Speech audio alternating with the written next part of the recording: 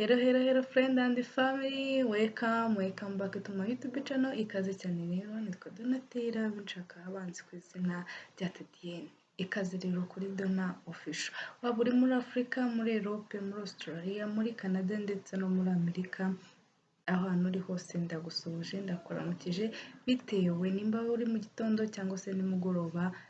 Umve ko muramukije, nimba warakanze subscribe warakoze cyane, warasharinze, warateye commentaire kuri video wagiye ubona, mwarakoze cyane. Nimba uri museze hano nagusaba kubanza ugakanza subscribe no kuri kakantu k'umukara kugira ngo ujye ubona notification uko na uploadinze video ujye uyibona mu ba mbere. Uno munsi rero ese byari byakubaho kuba wakumva ex wawe akwandikiye imisi cyangwa se yakwandikiye akantu gatuma nyine ushiduka ku buryo wongera kumutekerezaho? Ese byari byakubaho? Ese urabikora iyo bibaye? Rero nimba bikubaho tangira wige kumenya uko wijera cyangwa se wige kwibuka ibihe, wige kwibuka bimwe mu bihe yatumye unyuramo utari bunyuremo cyangwa se byakwigishije.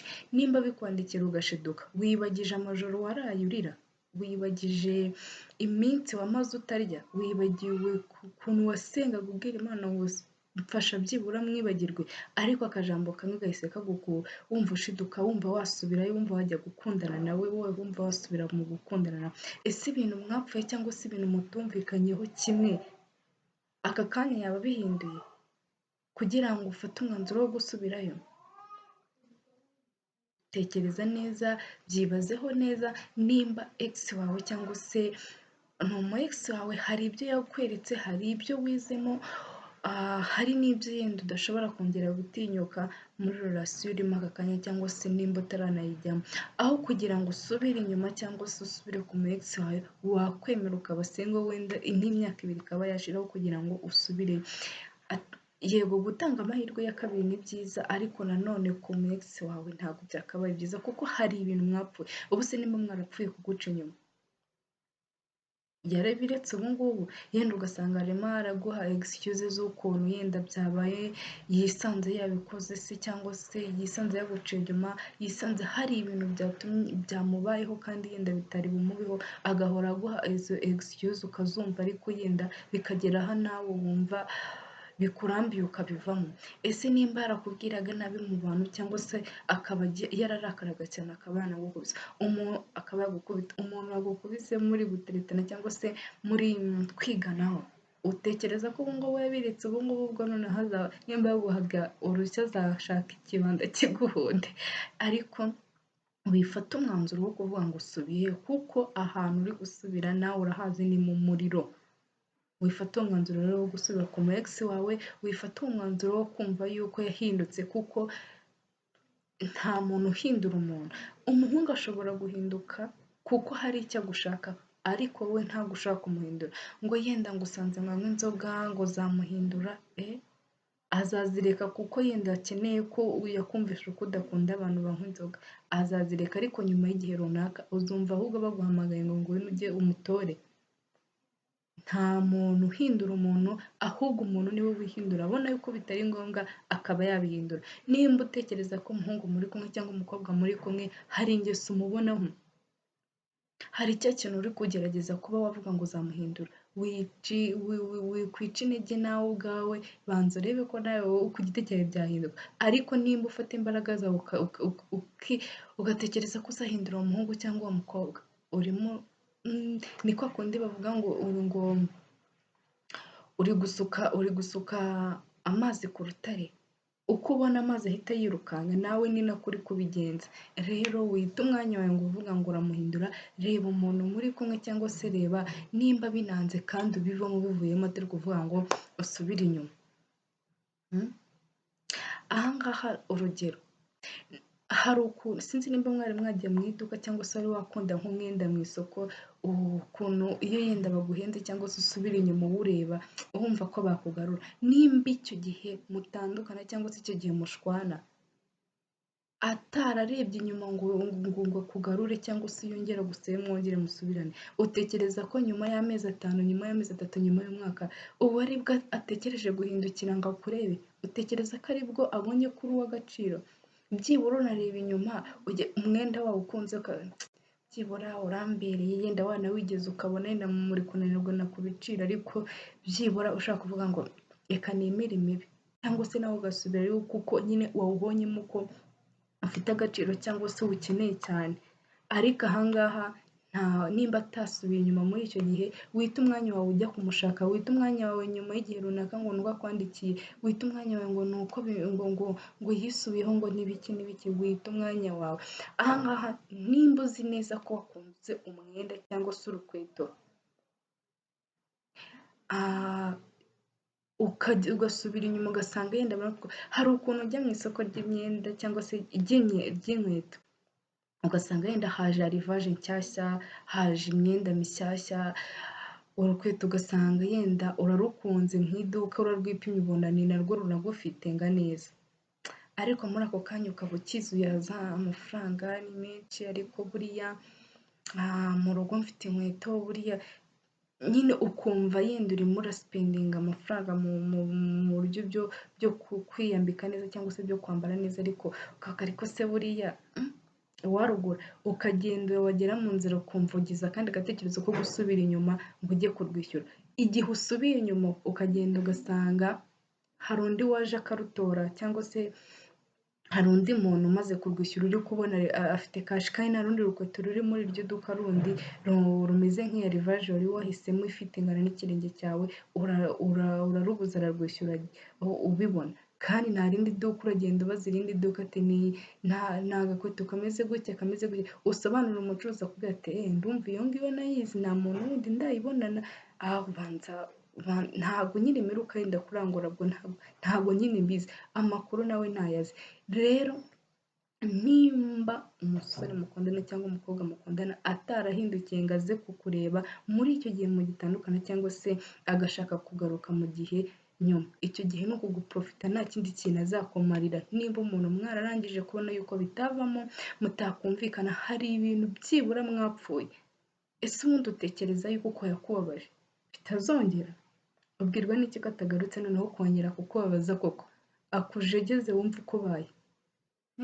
Sinzi nimba mwari mwabona umuyaga, hari igihe uza ugahuhuka ukanyeganyega, hashobora kuzaza hazaza akuzaniye serwakira noneho igutumure ku buryo wisanga hehe muri Nyabarongo. Nimba umuhungu mukundana cyangwa umukobwa mukundana mwakundanye nyine agera aho yakubabaje ku rwego nawe wumva yuko wageze n'aho usenga, wageze n'aho ubu nyine ureka no kurya, cya gihe cyose byabaye ngombwa yuko hari ibintu wigomwa, akazi kakakunanira kubera we, ibintu byose bikakunanira kugenda kubera we, sintekereza ko aka kanya ibyo byose ubyibagiwe, aka kanya ukumva ko wasubira muri iyo relasi.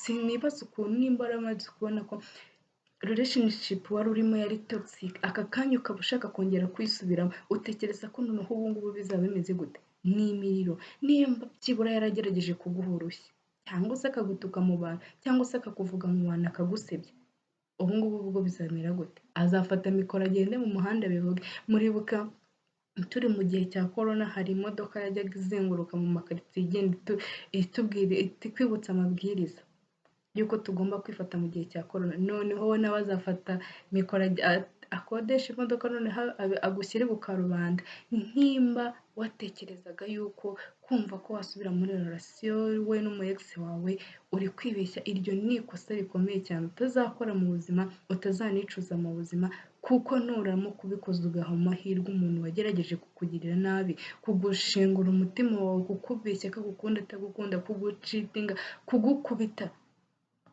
aka kanya ukaba ubonye ko ibyo byose yabyibagiwe, wenda agukubise yasinze, utekereza ko izo nzoga noneho yazibagiwe? Utekereza ko izo nzoga ku gacupa yafataga aka kanya kugira ngo akubone aziretse?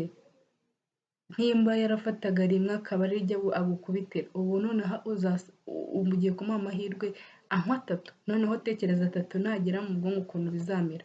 Nimba yaraguhaye urushyi rumwe, uzasanga ezo eshatu nziza. Rero ntikore ikosa ryo kuvuga ngo umu ex wanjye reka nongere mugirire impuhwe, kuko hari ibintu byinshi mwapfuye, hari ibintu byinshi utakagombye kwibagirwa. Sinibaza ukuntu byibagirwa, nimba simba mbitekereza ukuntu ushobora kurara amajoro urira, ushobora kwirirwa utariye ngo aka kanya mu minota ingahe kuko akwandikiye ngo aragukomboye ngo yifuza ko mwasangira ngo wumve ngo uwo muntu yabaye umuntu. Urabitekerezaho ukumva yarabaye umuntu koko? Mugire ubwenge, nimba ushaka gusubirana n'umu ex wawe, wowe urapfuye urashize. Simbabujije ngo wenda ngo wabonaga agukunda wabonaga n'ibiki, ariko sinkubujije, ariko ugiremo ubwenge utekereze kabiri. Ibyo yagukoreye ntabwo ntawamenya ubu ngubu ashaka kubikuba kabiri. Nimba uzi ubwenge rero, tangira wowe wiyakire, wumve yuko abaye adahari wabaho na mbere y'uko aza wari ubayeho. Icyo kintu cyitekereza, mbere y'uko aza wari ubayeho, na nyuma y'uko agenda umaze kwiyakira, umaze kubyibagirwa, uracyakomeza urugendo rwawe. Hari intego ufite mu buzima bwawe, hari iki, ibyo byose uba ari byo upanga mu buzima bwawe, uba ari byo ugeraho. Ureke kujya muri relationship zidafite agaciro, ureke kujya muri relationship zo kugutakariza umwanya. Aka kanya ufite intego wihaye. Umwaka ushize yenda washakaga kujya kwiga, washakaga kwiga imodoka, washakaga gukora ibintu runaka, ariko kubera iyo toxic relationship wagiyemo byatumye izo ntego zawe utazibona. None aka kanya iragarutse ngo wongere mujye muri iyo toxic relationship, wibagiwe mu masaha angahe ku buryo aka message kagukuye mu byawe. Tangira utekereze ubuzima bwawe mbere uko hameze, utekereze niyo ushaka kujya. Nutekereza byibura ahantu wifuza nko kugera mu myaka 5 cyangwa se 10 iri imbere, ibyo byose uzafata umwanzuro wa nyawe. Niba nanakubwira ngo ntuzayijyemo, igihe wumva yuko cyangwa se ahantu wifuza kugera mu myaka 5 iri imbere, nubitekerezaho, ndatekereza uzaba wabashije gutsinda icyo kigeragezo cyo kuba wasubirana n'umuntu uzi neza yuko yahishe ubuzima bwawe cyangwa se hari intego zatumye utageraho. Nimba umusore mwakundanaga icyo gihe, uwo mu ex wawe cyangwa uwo mukobwa mwakundanaga, hari intego yatumye utageraho kubera we, hari time wamutakajeho wakagombye kuba warayishyize muri business, mu kazi, ibintu byose bikagenda, aka kanya ukaba ntabyo wagezeho, niyo relationship ukaba nayo wagezeho, utekereza yuko nongeye kugaruka mu buzima bwawe noneho bizagenda gute?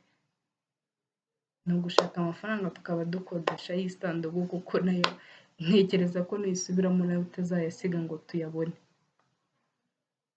Mwakoze cyane rero gukurikirana video yanjye, ndabakunda cyane. Nimba uri mushyashya hano, nagusabaga gukanda subscribe, gusharinga abashuti bacu, kandi dukomeze tuzirebe cyangwa se tugende duhanahana amakuru, kugira ngo nanjye mbone ko mu nkunda munyereka urukundo. N'abashaka kunyandikira inbox, hari na nimero yanjye aho munsi, tuzajya tugenda tuvugana cyangwa se tuzajya tugenda twungurana ibitekerezo. N'abashaka bya bibazo mushaka kumbaza byose niho mwabinyuza, cyangwa se kuri Instagram yanjye nitwa Donatella_Tadienne. Please mumfollowing, kandi mwakoze cyane. Imana ibahe umugisha.